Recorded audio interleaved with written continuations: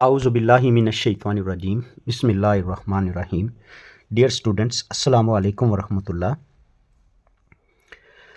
Statistic का chapter number 6 continue है और आज मैं इसको बिल्कुल शुरू से स्टार्ट कर रहा हूँ जैसे जैसे बुक्स में टॉपिक्स दिए हुए हैं। तो प्रोबेबिलिटी में चूँकि सेट इस्तेमाल होते हैं, एलिमेंट्स पड़े हुए होते हैं, तो इन एलिमेंट्स को हम सेट में रिप्रेजेंट कर सकते हैं।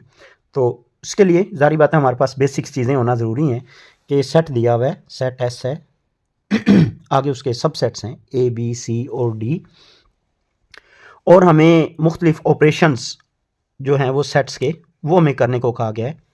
मिसाल के तौर पर सबसे पहले हमें कहा गया कि ए यूनियन बी मालूम करें।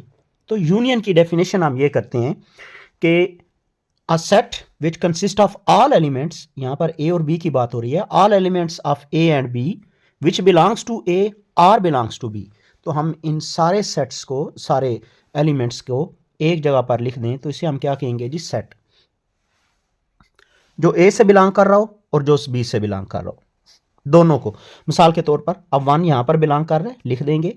2 यहाँ दो साइड पे बिलोंग कर रहा है तो एक दफ़ा लिखेंगे क्योंकि सेट की ये डेफिनेशन है कि एक ही दफ़ा लिखा जाता है। 3 इधर मौजूद है, लिख देंगे। 4 भी मौजूद है, लिख देंगे। आगे 6 मौजूद है, लिख देंगे। और 8 मौजूद है जी। तो इसे हम कहेंगे ए यूनियन बी। ठीक है, दोबारा से सुन लें। हमारे पास दो सेट थे, सेट ए और सेट बी। तो हमने कहा है कि दोनों एलिमेंट्स को एक ही जगह पर लिख देना, चाहे वो ए के मेंबर हो चाहे वो बी के मेंबर हो या दोनों के मेंबर हो। तो हम उनको जब एक सेट में लिख देंगे, this is called union of two sets. आगे इसमें इंटरसेक्शन ऑफ टू सेट्स है, ए और सी। ये ए है और ये सी है। तो देखें, इंटरसेक्शन मीन कॉमन, जो एक जैसे होंगे, जो दोनों में मौजूद होंगे।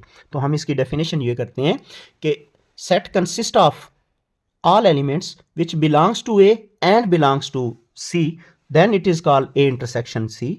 तो देखें, उसमें 1 देखेंगे यहाँ मौजूद है, यहाँ भी मौजूद है तो लिख देंगे। 2 यहाँ मौजूद नहीं है। 3 यहाँ पर मौजूद है, लिख देंगे। 4 यहाँ मौजूद है पर इधर मौजूद नहीं है। 5 इधर मौजूद है पर इधर मौजूद नहीं है। सिमिलरली 7 इधर मौजूद है पर यहाँ पर मौजूद नहीं है। तो इट मीन 2 ही ऐसे मेंबर्स हैं, 1 और 3, जो कि ए और सी दोनों से बिलोंग कर रही हैं।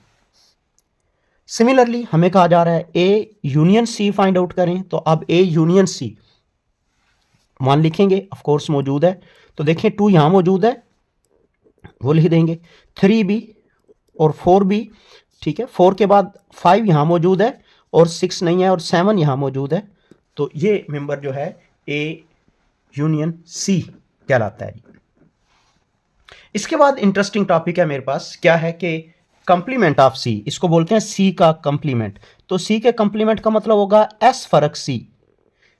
ऐसे members which belongs to S but does not belongs to C is called complement of C. मिसाल के तौर पर ये एस है, तो एस में हम देखेंगे यहां पर 1 इधर मौजूद है, सी में भी 1 मौजूद है, ये नहीं लिखेंगे। फिर इस पर आएंगे, 2 देखेंगे, 2 यहां मौजूद है पर इधर मौजूद नहीं है, तो लिख देंगे this is complement of C. S difference C, S के मेंबर हैं पर सी के मेंबर ना हो। 3 देखें, दोनों साइड पे मौजूद है, नहीं लिखेंगे। और उसके बाद 4 देखें, यहां मौजूद है पर इधर मौजूद नहीं है, लिख देंगे। 5 देखें, दोनों साइड पे मौजूद है, नहीं लिखेंगे। 6 यहां मौजूद है पर इधर मौजूद नहीं है, तो लिख देंगे। 7 दोनों साइड्स पे मौजूद है, नहीं लिखेंगे। 8 यहां मौजूद है, लिख देंगे। और 9 मौजूद है, लिख देंगे। 10 मौजूद है, ये वाला भी लिख देंगे, यहां चूंकि ये वाले नहीं है। And this set is called C complement, जो सी का फर्क होगा एस के साथ। यानी अगर ये मेंबर इस सी के पास आ जाए देन ये एस बन जाएगा जी।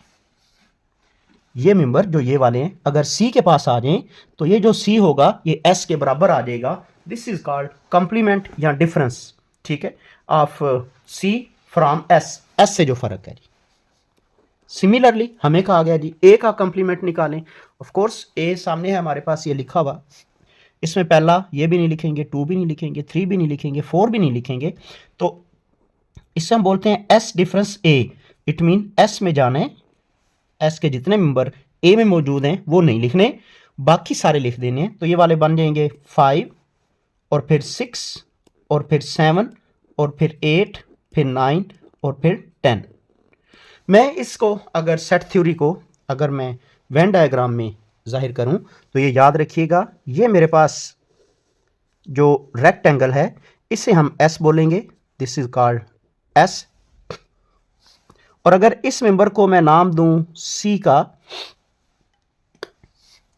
ये वाला अगर सी हो, ये वाला, तो ये याद रखिएगा इसके बाहर के जो मेंबर हैं जिन्हें मैं शेड कर रहा हूं रेड कलर में, this is called C complement.